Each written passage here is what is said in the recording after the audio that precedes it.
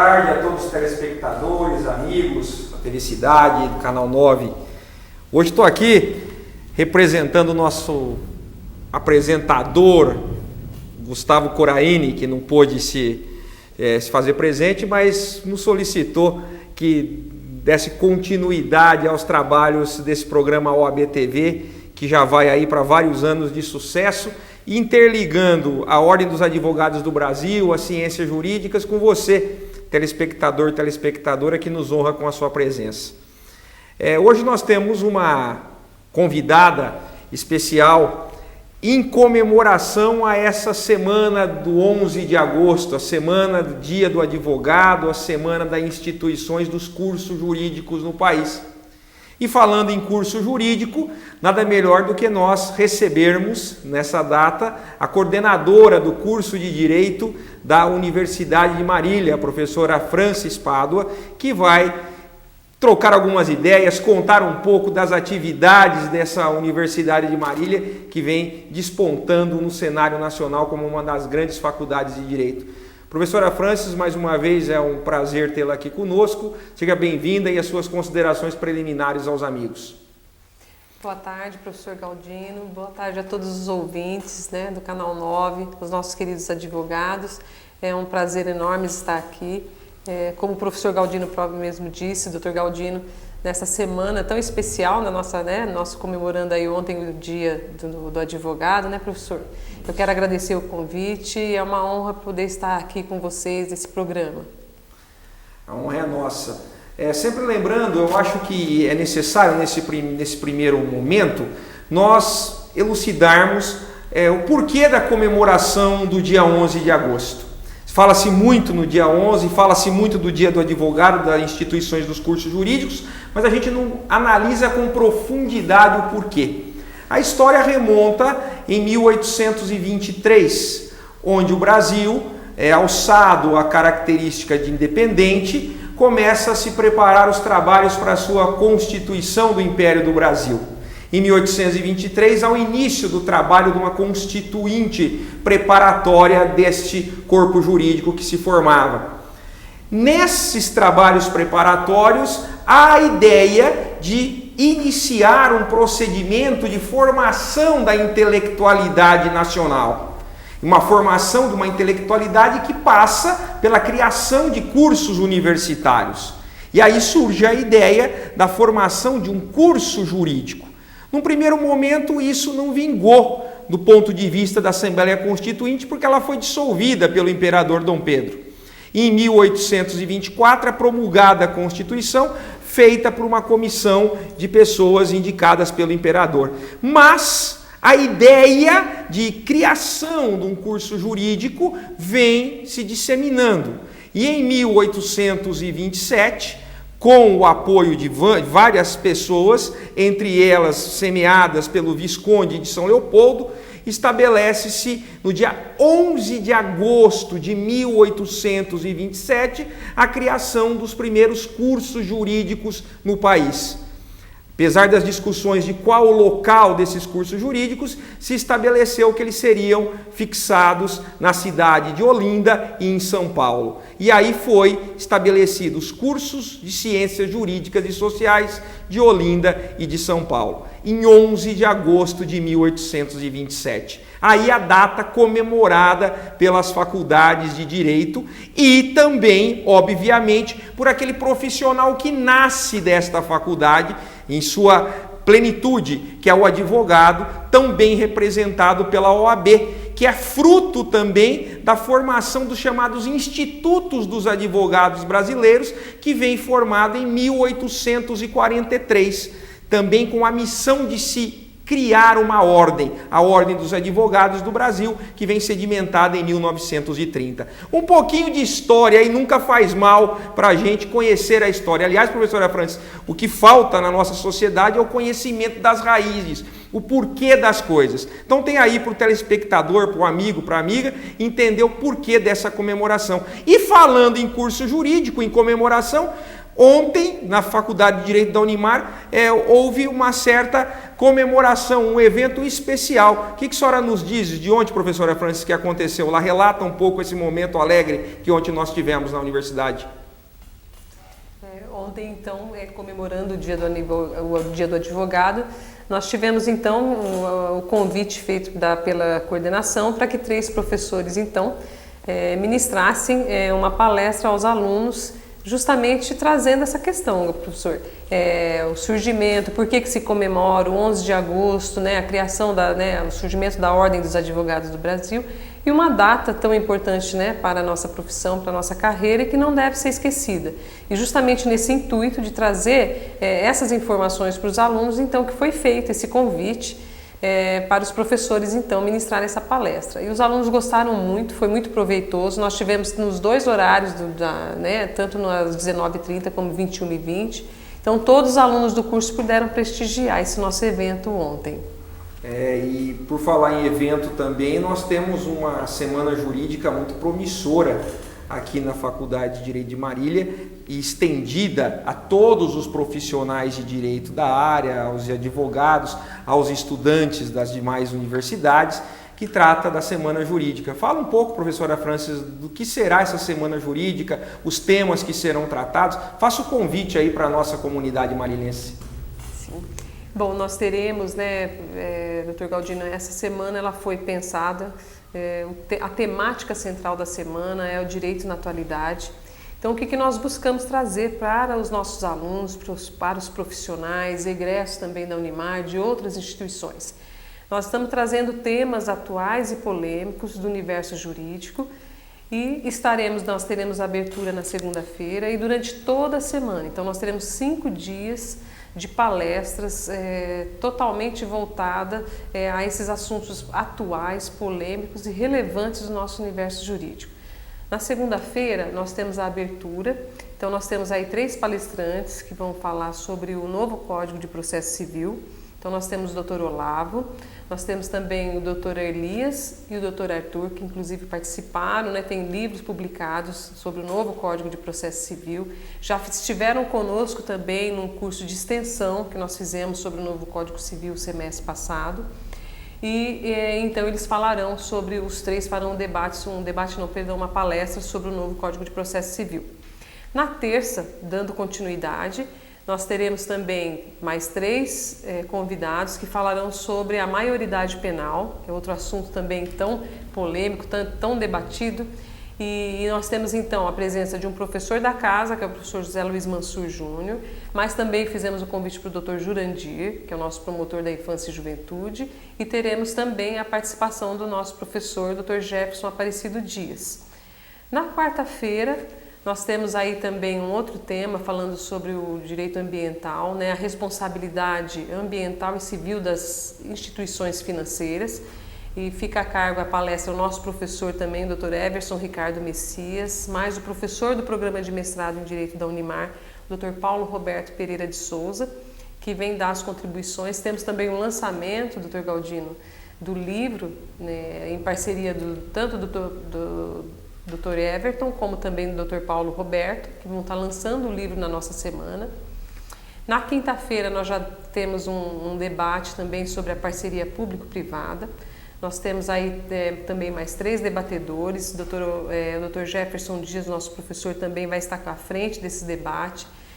E na sexta-feira nós temos então, encerrando a nossa semana, o Dr. Coriolano Almeida, que vem falar sobre o direito digital, a cybereducação, a era hacker, e encerrando a nossa semana. Então, como vocês podem ver, eu quero aqui deixar o convite, não só para os acadêmicos, e como já falei, os acadêmicos da nossa universidade, do curso de Direito e de outros cursos, mas também de outras instituições de ensino de Marília e região, como também aos profissionais, tanto aqui de Marília como região, que venham participar conosco, porque a semana ela está muito bem, um conteúdo variado e temos certeza que vai agradar e contribuir para o aprimoramento profissional e dos alunos também e dos profissionais que atuam na área da advocacia.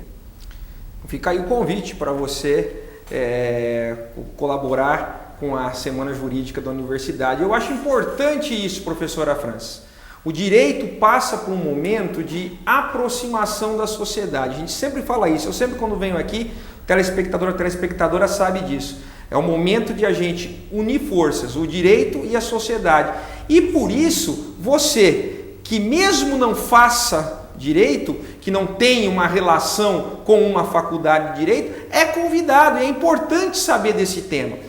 Hoje, quem não se fala da redução da maioridade penal, quem não fala dos problemas da era digital, tantas pessoas sofrendo, na verdade, violações à intimidade, violação às questões morais pela internet. É necessário nós termos consciência desses problemas para sabermos nos defender, exigir os nossos direitos. Como o direito hoje se porta diante destas violações? Como que a sociedade pode se resguardar desses atos? É importante o senhor, a senhora que tem filho, que tem filha, constantemente nesse Facebook, no WhatsApp, no acesso a essa internet livre, saber dosar e saber entender até onde pode se chegar nessa liberdade, sem que isso seja privar da liberdade, mas uma liberdade que não prejudique, uma liberdade que não gere danos. Então o direito vem fomentar essa ideia. A faculdade de Direito, eu falo da Unimar, que eu trabalho na Unimar, mas com certeza a nossa co-irmã também, a Faculdade de Direito de Marília, a Fundação, a Univem, eles se pautam pela cidadania, para trazer o profissional que se forma atendendo aos anseios do seu meio. E para isso, a OAB, juntamente com as faculdades, querem fazer um profissional comprometido. Comprometido como? Através do estudo, através de conteúdos, através de uma experiência teórica e prática para atender a sociedade. Eu vou perguntar para a senhora, professora Francis, como que é a Unimar? Eu vou perguntar diretamente da Unimar, porque você é coordenadora da faculdade. Como que tem trabalhado esse aspecto teórico e prático? A Unimar tem se preocupado em voltar o profissional para a cidadania? Como é que é o trabalho que você tem desenvolvido lá? Bom, doutor Galdino, nós tivemos um incremento de atividades voltadas ao resgate da cidadania. Nós temos também, tivemos desde 2011 a instalação do Sejusc em nossa universidade e em parceria com o Sejusc várias ações têm sido promovidas com o Ministério Público Federal, mais o curso de Direito e também toda a universidade, voltadas à consolidação, a resgate da cidadania. Então são ações, nós tivemos até o prêmio, o Sejusc teve o prêmio do Conselho Nacional de Justiça, justamente em razão da importância dessas ações que nós temos implementado. Então não só atividades extensionistas, mas atividades específicas em que leva a população carente, ao atendimento, à orientação necessária, e através de grupos multidisciplinares, que isso tem sido a tônica de todas essas ações. E isso propicia ao aluno, enquanto que está se formando na universidade, propicia esse contato com a prática, propicia esse atendimento, e isso é muito gratificante. Então a gente tem desenvolvido aí uma série de ações, teremos aí inúmeras ações ainda este final de ano, justamente voltada a esse resgate. Então é muito importante, isso consolida, isso vem sedimentar todo o conhecimento proposto durante o curso, todo aquele aprendizado teórico, o momento do ápice dele, ele consolida através dessas ações que nós podemos fazer voltada à comunidade. Isso, é a preocupação e o profissional antenado com o seu tempo, um profissional que resgate aquela ideia de intelectualidade colocada a serviço do seu meio. Eu acho que você está de parabéns nesse sentido, de desenvolver essa ideia. Mas voltando à questão da ciência jurídica, eu acho que o importante para o aluno também é a questão prática, a questão de preparação do aluno através de um estudo minucioso das petições, dos recursos, das defesas, para que ele atenda a sociedade de uma maneira correta, de uma maneira aprimorada. E eu acho que aí o núcleo de prática jurídica de uma universidade é importantíssimo. Gostaria que você falasse um pouco, até para chamar a atenção da sociedade de Marília, porque o núcleo também, em parceria com esse Sejusc, que acaba atendendo a sociedade, como que a faculdade faz com que o aluno se desenvolva no ponto de vista prático? Há um esquema, há uma organização nesse sentido, professora Francis? Sim, nós temos então as atividades a cargo do núcleo de prática, elas envolvem a prática real e a prática simulada, que é o treino, que é onde os alunos vão poder participar simuladamente no intuito do aprendizado, de consolidar, de fortalecer esse aprendizado. Então, nós temos a cargo da prática que nós chamamos de prática real, que é esse atendimento, nós fazemos a cargo do Sejusc. Então, tem toda uma estrutura de audiência, de atendimento, de triagem que os alunos podem participar no Sejusc. Só te interrompendo, professora Francis, o que é o Sejusc? Tá. É um centro de mediação, conciliação e cidadania do Tribunal de Justiça do Estado de São Paulo e que eles estão instalando em todas as cidades do estado de São Paulo, e aqui em Marília nós tivemos o privilégio de ceder as instalações. Então hoje nós temos esse centro de mediação e atendimento, onde são realizadas audiências, conciliações, tanto em primeira instância como em segunda instância, instalado em nossa universidade, na Unimar. Certo. Então a parte prática, ou seja, a atividade de prática real, os nossos alunos têm a oportunidade, elas são priorizadas através do Sejusc. Temos também ali os alunos do curso de Direito, eles têm uma carga horária que eles têm que cumprir dentro dessas atividades do Sejusc. Ao lado disso, as atividades simuladas que nós orientamos a todos os docentes do curso a partir do primeiro semestre, que façam avaliações e introduzam atividades práticas nas disciplinas, justamente com o intuito de já ir familiarizando os alunos com o ingresso dessas atividades. Então a proposta ela é muito boa, no sentido de que o aluno vai tendo o conteúdo teórico e a partir do momento ele faz essa atividade prática, consolidando, chegando vamos dizer assim, com o objetivo finalizado, professor. Porque ele tem o conhecimento de direito material, e aí ele pode, através dessa atividade prática que o professor exige, ele acaba fazendo o perfeito casamento, a perfeita conciliação da teoria e da prática. E temos tido um aumento considerável no índice de aprovação na OAB, o que nos deixa muito tranquilos, muito satisfeitos com o que a gente vem, com o ensino, a qualidade do ensino que a gente ministra no nosso curso de Direito da Universidade de Marília. A OAB tem um comprometimento com a qualidade. A gente fala do temido exame de ordem, mas o exame de ordem é necessário para que o profissional possa sair da faculdade e ter condições de, com competência, atender a sua clientela. Então, nesse sentido, o exame de ordem vem aprimorar. Como na OAB tem o seu departamento cultural, porque não pense um senhor e a senhora que é a pessoa formada para. Isso não, a pessoa formada ela dá início a um caminhar e esse caminhar deve ser marcado por aprimoramentos, tanto em nível de pós-graduação, em nível de aperfeiçoamento com cursos direcionados, como nós temos aqui no nosso departamento cultural da OAB, através de palestras por meios eletrônicos que a Escola Superior de Advocacia tem propiciado, tem garantido. Então, na verdade, a ideia hoje, não só no direito, mas em todas as profissões, é um aprimorar-se contínuo. É um conteúdo rico em argumentos, em teses, em conhecimento, para que isso possa atender a clientela. Dentro desse contexto, só mais uma colocação importante, é que o aluno tenha também a possibilidade de continuar estudando após a sua formatura. E por isso que tem os cursos de pós-graduação. Nós temos excelentes cursos de pós-graduação na cidade de Marília. Vou perguntar para a professora Francis aqui da Universidade de Marília, já que ela é coordenadora de lá, qual que é o programa aí de extensão, de pós-graduação em Direito na Universidade de Marília, professora Francis? Até para convidar aquele profissional que quer investir na sua profissão e desenvolver-se intelectualmente. Hoje a universidade conta com um programa de mestrado em Direito.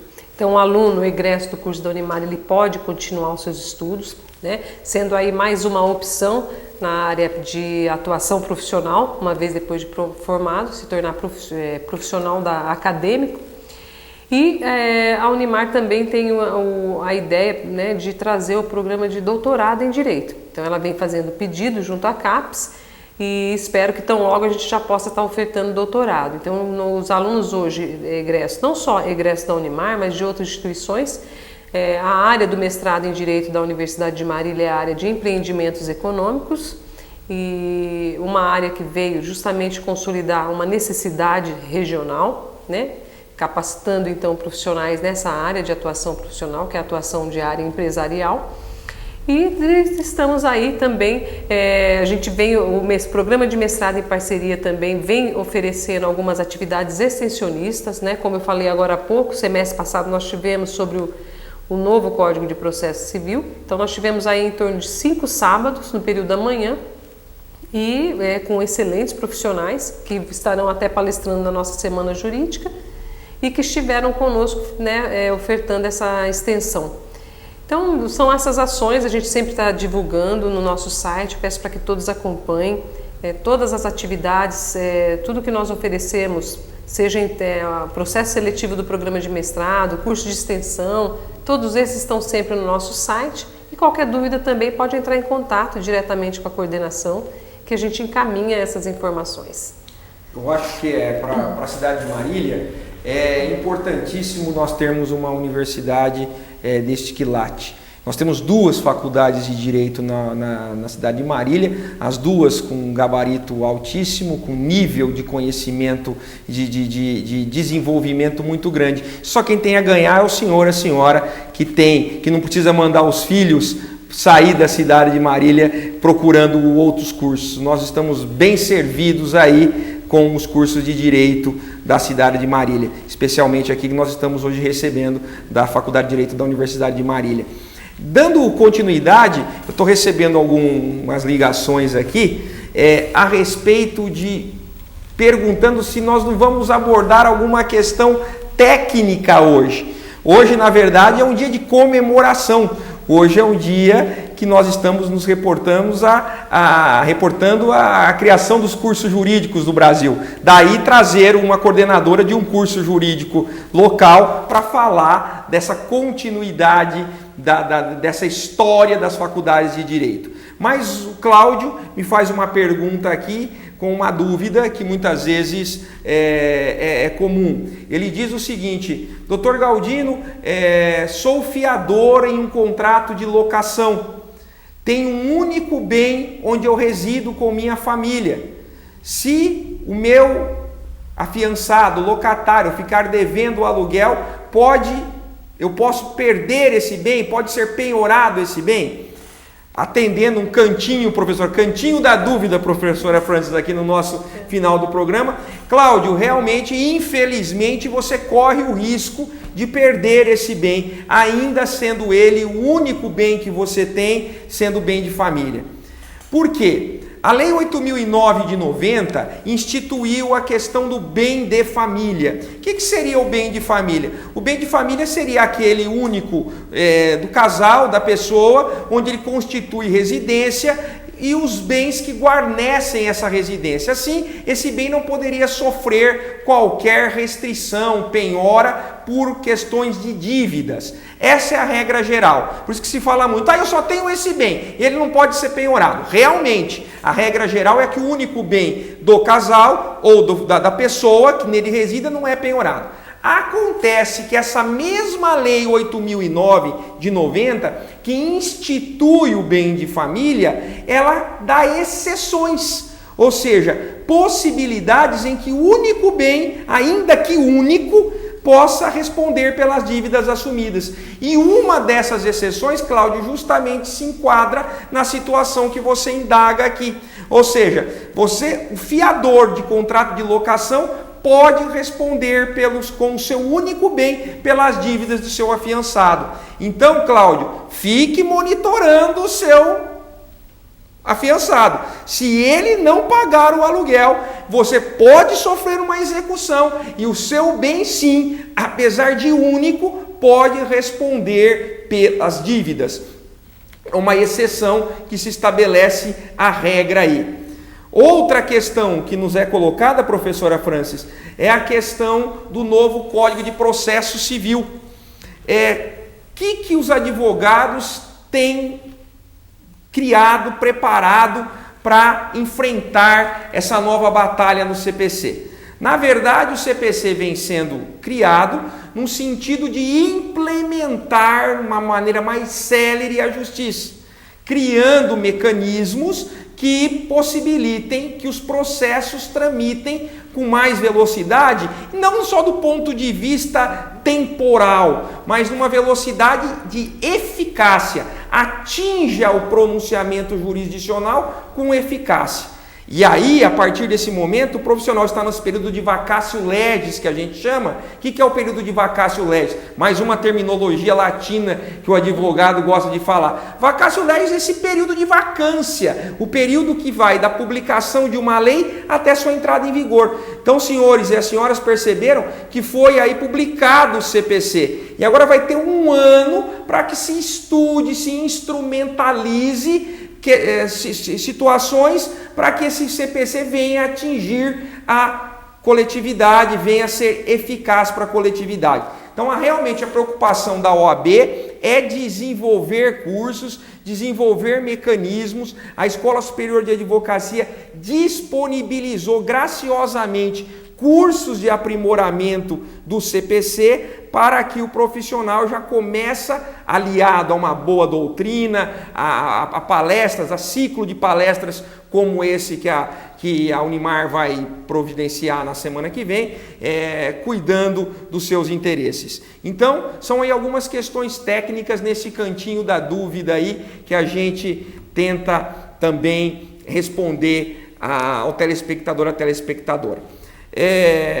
Caminhando já para o final do nosso programa, eu peço para a professora Francis também traçar em breves considerações aí a questão das inovações no direito empresarial, que você tem trabalhado bastante, é uma professora na área de direito empresarial também. Como é que está o curso de direito empresarial na Universidade de Marília, professora Francis? A senhora continua lecionando ou agora com essas tarefas da coordenação não dá tempo para exercer a docência que tão bem a senhora exerce?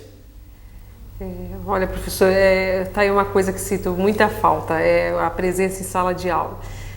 Mas felizmente ou infelizmente, vamos colocar assim, desde 2009 eu tive que me afastar e hoje a disciplina de Direito Empresarial ela está muito bem representada na pessoa do professor Jefferson Luiz Mazzini, o nosso advogado da Universidade de Marília, professor também muito querido e que vem ministrando essa disciplina, que era a disciplina que eu ministrava antes da coordenação.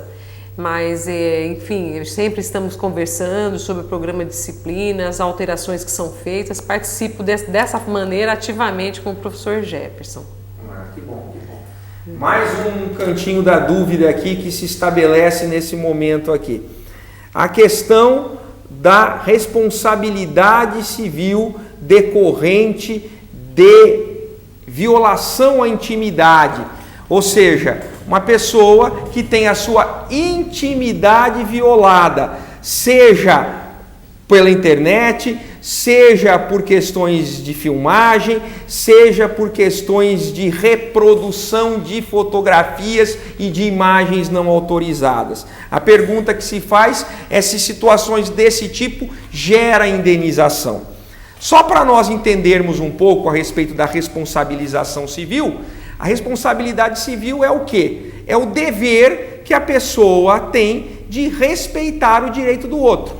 A partir do momento que ele viola, que ele transpassa esses limites de direito e vem a causar dano a alguém, ele fica obrigado a indenizar. Então, para a caracterização da responsabilização civil, eu preciso de uma conduta da pessoa, uma conduta ilícita que causa efetivamente dano a alguém. Então, a partir daí, a gente pode concluir que qualquer conduta humana que, porventura, viole a intimidade de alguém, reproduzindo uma imagem sem autorização, ingressando na intimidade, até mesmo virtual da pessoa, vindo a lhe causar prejuízos, essa pessoa que assim fez, agiu, vai ser responsabilizada civilmente, sem contar na questão criminal, que aí vai ser submetida à legislação própria. E como que vai ser essa responsabilização civil? Ela vai ser quantificada em valores, tanto do ponto de vista material, e aí prejuízos efetivos que ela teve, demissão no emprego, se por exemplo foi uma imagem que aviltou a sua característica de profissional, como do ponto de vista moral. O moral não tem uma quantia, professora Francis, como a gente sabe que a gente pode estabelecer, se matou uma pessoa é X reais, se a pessoa foi lesionada é X reais. Não existe isso. O dano moral é aquela dor psíquica, aquela dor íntima que a pessoa sofre em virtude de uma conduta ilícita de alguém. E como que eu quantifico isso? O juiz vai ter um prudente critério, um prudente arbítrio para que perceba o grau dessa violação e estabeleça uma quantificação. Porque a gente sabe, professora Francis, que a pior dor é aquela dor que dói no bolso. Hoje, infelizmente, nessa sociedade capitalista que nós vivemos, a perda efetiva de um numerário, a perda efetiva de um capital dói e serve como uma punição aí e até como forma de se evitar que a pessoa venha novamente a delinquir. Então, respondendo mais essa questão do telespectador, sim, a violação à imagem da pessoa, o ingresso na sua intimidade causando prejuízos, pode sim gerar responsabilidade civil, pode sim gerar indenização. Professora Francis, o bate-papo está gostoso aqui, o pessoal tem ligado, tem parabenizado via as redes sociais aqui. Qual que é a sua opinião pessoal, sem comprometimento pessoal a respeito da menoridade, da maioridade penal, sem preocupação técnica de teses criminais, a preocupação, o seu pensamento enquanto cidadã? O que você acha disso que você pode compartilhar com o nosso telespectador? Eu só queria falar uma questão. Todas as questões aqui levantadas pelos telespectadores, as dúvidas, eu fico muito contente porque serão abordadas de maneira bem satisfatória também em nossa semana, né? Tanto a questão do direito digital, a divulgação de imagem, internet, né? A responsabilidade civil, penal disso, como também o novo Código Civil, que vem falando isso, né, com ênfase à conciliação, né, que hoje nós já temos a mudança na grade, a disciplina vem para o nosso curso, temos também o Sejusc instalado. Mas respondendo, eu já tenho até falado em algumas salas, né, eu sou totalmente contra a redução da maioridade penal. Alguns índices, por exemplo, que em caso dos crimes, 2% são praticados por menores de idade. Então, mas acredito aí que estou ansiosa para o debate de terça-feira para verificar, porque sempre a gente aprende, né? Então eu quero também ver a opinião de outros colegas, as contribuições que eles trazem ali, até para que eu possa, se estiver equivocada na minha defesa de contra a redução, para que eu possa também refletir um pouco mais e decidir com maior clareza sobre isso. Na verdade, é um tema extremamente polêmico. A sociedade, ela tem um desejo íntimo de punição. Então nós temos que tomar cuidado que esse desejo íntimo de punição não seja generalizado a ponto de se atingir uma gama de pessoas menores de idade que muitas vezes não tem uma potencialidade lesiva alta, não é criminosa por natureza. A regra é você ser um cidadão bom. Essa é a característica, eu tenho que tomar muito cuidado com isso. Encerrando, pediria para a professora Francis deixar suas mensagens finais ao telespectador, parabenizando pela participação, parabenizando pelo seu serviço. A Unimar foi nota máxima no MEC, sendo reconhecida o seu trabalho profundo de desenvolvimento da ciência jurídica na cidade e na região. Fica aqui meus parabéns e o agradecimento pela sua participação. As suas despedidas ao nosso telespectador, professora Francis. Eu que tenho que agradecer a oportunidade, o convite que foi feito para que estivesse aqui hoje, falando um pouquinho, né, da minha opinião sobre o curso, sobre o nosso trabalho, sobre a profissão de advogado. E agradeço então imensamente o convite e aguardo todos na nossa semana acadêmica a partir de segunda-feira. Muito obrigada.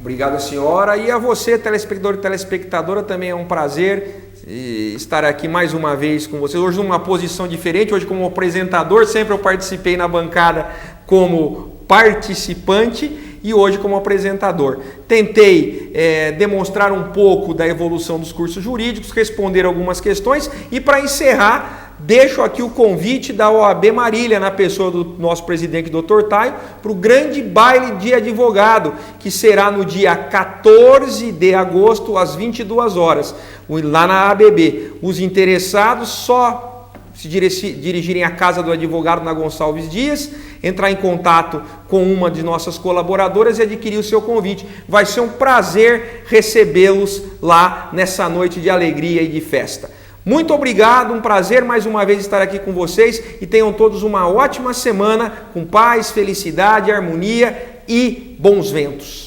Até logo.